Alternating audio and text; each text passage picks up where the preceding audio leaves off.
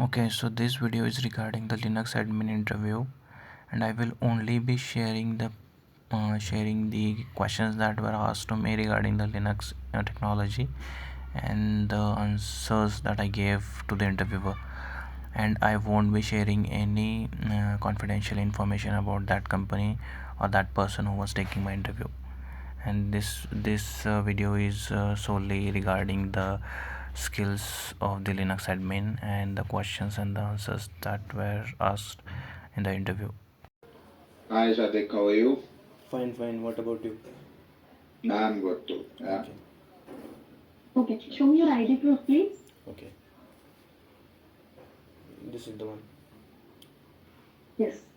Okay, can you keep it little like near your chin so that I can see your face as well along with the ID proof? Okay. Is that it? Bring it near the camera, ID proof. Okay, hold on. Hold on.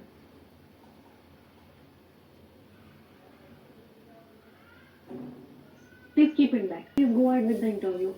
Yeah, just give me a minute. I'll just grab a glass of water. Yeah. Yeah. Sure, please. Sure. Yeah, I'll be back. Yeah. Right. Thank you. Please go ahead with the interview. I'll drop off. Yeah, sure. Thank you. I hope Thank Sadik you. is visible and audible. Yes, perfect. Okay. Oh. All right, Sadik. Good afternoon to you once again.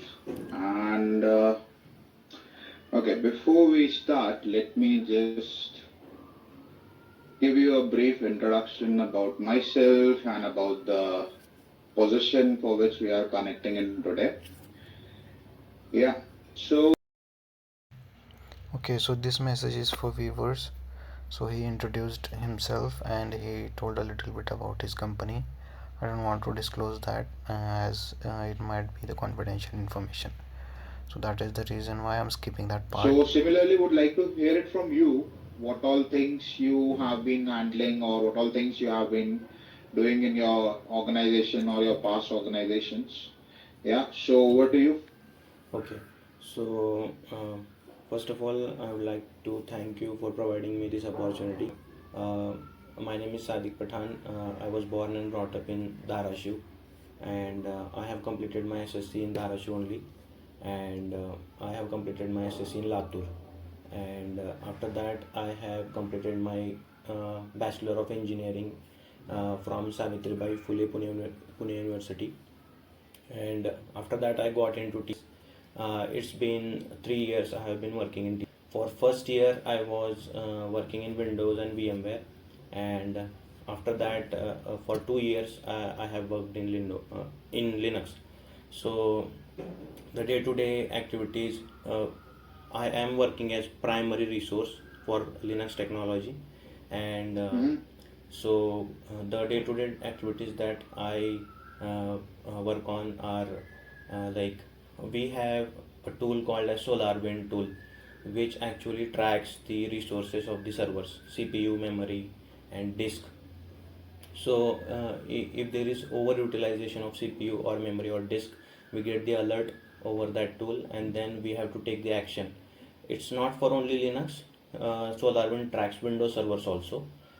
We have Windows Server 2016, 2019, 2012 as well. And apart from that, we have Linux distributions such as Red Hat 9.3. This is the latest version, and we some of the servers are Ubuntu servers also, and some of them are Debian, and some of only one server is there, which is OpenSUSE. So apart from that, I work on deploying the servers in VMware.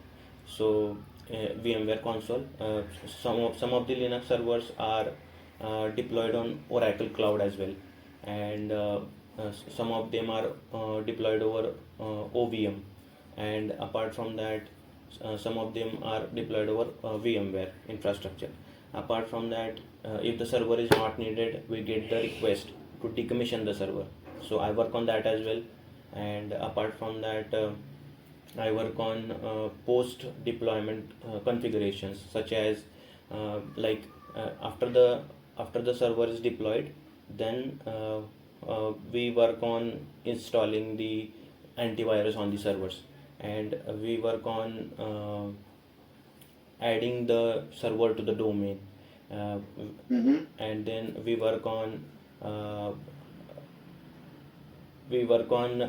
group and user management on the servers. Apart from that, we work on LVM configuration, we work on disk expansion as well. uh, Apart from that, when we get CPU and memory alert on the server, then accordingly we notify the technical owners of the server. And yeah, pretty much that's it. Okay, so I mean, you said that if you get alert on SolarWinds, you look out for it and you send it across to the concerned server owners, Yes. right? Yes. So there is no, I mean, no involvement from your end for trying to fix the issues over there. First, when we receive the alert, we our process is like, we first let the server owners know, and then we troubleshoot from our side as well, and the server owner troubleshoot from their side as well. So what all troubleshooting steps like you perform to check, like let's say I have a high CPU utilization ticket, so what all Sadiq would check on that particular ticket to before passing it on to some other team. Okay. So first, we have top command in Linux, which actually shows what all current processes that are running. So I would like to check which process is utilizing the memory CPU percentage. So I would like to tell them to the server owner that this process is utilizing the CPU. Please check and please take the action on it. Apart from that, we have iostat command, we have mstat command, which actually shows the CPU utilization, and apart from that, we have SAR logs in Linux, which actually shows the utilization of CPU. So let's say one of the services is taking too high CPU. So what would you do to bring it down? I would like to tell the server owner, and if the server owner is telling us to kill that process, then in that case we can kill the process. Okay. Otherwise there will be no steps which should be taken from your end. Yes, it totally depends upon server owner. If Okay. they will guide us what to do. Okay, great. Now let's say you perform patching also on the Linux servers. Yes. Okay, so let's say you are installing some security updates on a Linux machine via yum command. Okay, so once you install it, after restarting that machine, it is not booting into the OS. So what all troubleshooting will you perform to bring that machine up? Okay. So first thing what we can do, before patching, we can take the snapshot of the VM. So if something goes wrong, then we can revert to the snapshot, and then we can perform the patching again. In case if the patching this is the one way which we can go to the previous state. And the second alternative thing what we can do is, if the patching, after the patching, if the OS is not working as expected, then what we can do, we can roll back the patches.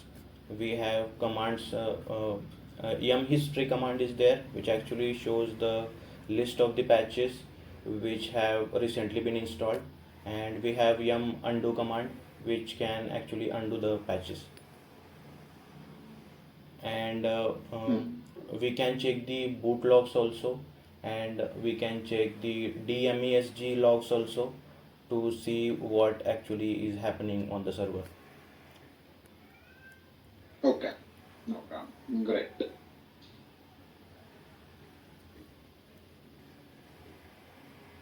Okay, do you have any idea about AWS? Not specifically AWS. I have been recently doing some of the labs on Google Cloud, but I know what the basic cloud computing is. Okay, so if you understand basic cloud computing, you would be knowing what is the difference between IaaS, Yes. PaaS, and SaaS. Yes, So yes. what is the difference between them? Okay. So IaaS stands for infrastructure as the service. PaaS stands for platform as a service. SaaS stands for software as a service. The basic difference in between them is like what we as a customer handle and what cloud provider handle. This is the main difference in between them. So in case of infrastructure as a service, they cloud provider handles networking, storage, and server and virtualization. They handle these many things, and in what we handle operating system, we handle runtime, we handle application, and we handle data. So this is the case of infrastructure as a service. In case of platform as a service, cloud provider handles networking, storage, server, virtualization, operating system, and runtime. These are handled by cloud providers, and we just only take care about application and its data. And apart from that, in software as a service, everything is taken care by cloud providers. We are just the end users which are using the software. Okay. Okay. Okay. Do you have any experience in any application stack installation or any application connectivity kind of things? No, we don't work on that. We have separate teams we have application Okay. team. Okay, so let us have a very basic discussion on that. Let's say, so the tool which I was talking about earlier, Vazu Manager, right? So which we'll be deploying on the environment. So the basic connectivity is it has a manager and it has an agent on the servers. Okay. Now this agent has to communicate with this manager to provide all the data. Okay. So what basic steps would come to your mind when we talk about the connectivity in between these two servers, and both the servers are Linux? Okay. There might be some kind of agent.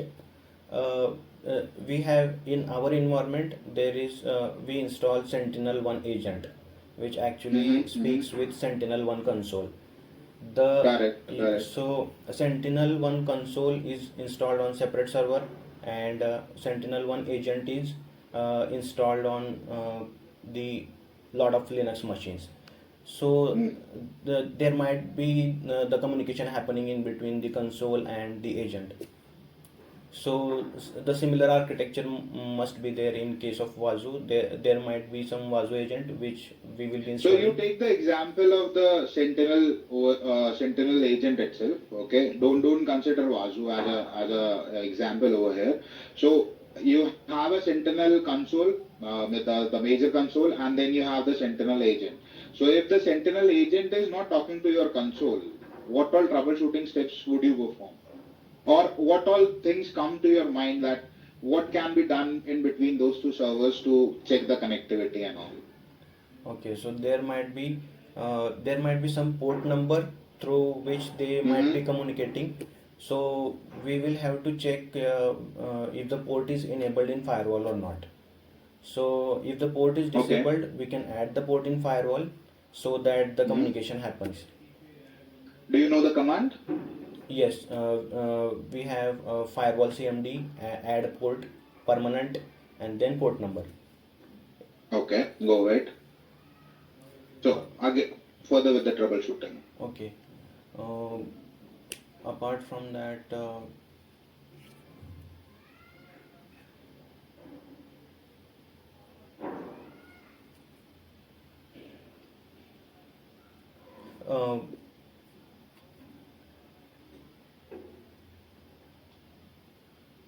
I'm not sure. Okay, well, I mean, okay, let's forget about that. Then, okay, okay. So, do you know what is the name of the configuration file in which the DNS entries are maintained in the Linux machine? Yes. We have etc resolve.configuration file where the DNS server and its IP is mentioned. Okay, and if someone by mistake deletes it, or let's say someone make any changes in those files, what could happen to that server? Then it would stop talking to the DNS server. Means Mm-hmm. uh, in that case, what we can do, we have the different file called as etc host file, Mm-hmm. which where we can make the entries of the DNS server, and uh, Mm-hmm. and then uh, uh, then we as a user would be able to talk to the internet. Okay, so whatever answer I gave just now, that is partially correct and partially wrong. So the correct answer is the server will be able to connect, will be able to talk to the internet. There won't be any network connectivity issue, but server won't be able to resolve the domain names. Suppose you are trying to reach out to www.amazon.com, because the etc configuration file is deleted, the server won't be able to talk to the DNS server, and your amazon.com will not be converted to the IP address, and then your server won't be able to connect to amazon.com. But instead of amazon.com, if you are using IP address of amazon.com, then you will be able to successfully connect to the Amazon server, and you will be able to see the web page. So this is the issue that will happen if the etc resolve.configuration file is deleted. Okay, great. All right, Sadik, that will be all from my end. Do you have any questions for me? Uh, yes. Yeah. Uh, I just wanted to understand, like, you have I have explained my job responsibilities. Mm-hmm. I have read the job description of this profile. Uh, it's kind of like security domain kind of thing. So so I- will I be working on? You were asking the questions on Wazoo agent or something like that. So will I be working on more of the security rather than Linux operating system? Yes, it would be a mix of both. Okay. Okay, so Wazoo is a free tool. If you go ahead and Google it, you will get the complete documentation and everything related to Wazoo, right? So Wazoo is a XAMPP and XDR tool which is being used to get the login from the OS. Okay. Okay, so now it would be that Wazoo agent infrastructure would be built, that would be deployed on all the servers. We will be managing the application as a infrastructure from the infrastructure end. So we'll be managing the application, we'll be managing the agent, and we will be managing if any error logs are coming onto the dashboards. Okay. So it will Understood. be kind of end-to-end process for us. That would be starting from the, like it would be, I get, yeah, that's what I said in the starting. It would be a 50-50% on the OS and as well as on the security part. Understood. Apart from that, Yeah. do you have any feedback for me? Because uh, in the recent 3 years, I haven't given any interview, and I personally feel like I need to improve myself on troubleshooting things specifically, I guess. Yeah, I will share the complete feedbacks with the HR. Okay. Okay, Okay. so I mean there are certain other interviews also lined up. Okay. So I'll share all the feedbacks with the HR and probably they will get back to you on that. Sure. Sure. No problem. All right. Any other questions you have, Sadiq? Nothing as of now. All right. Thank you. Thank you very much for your time. Thank you. Thank you. Bye.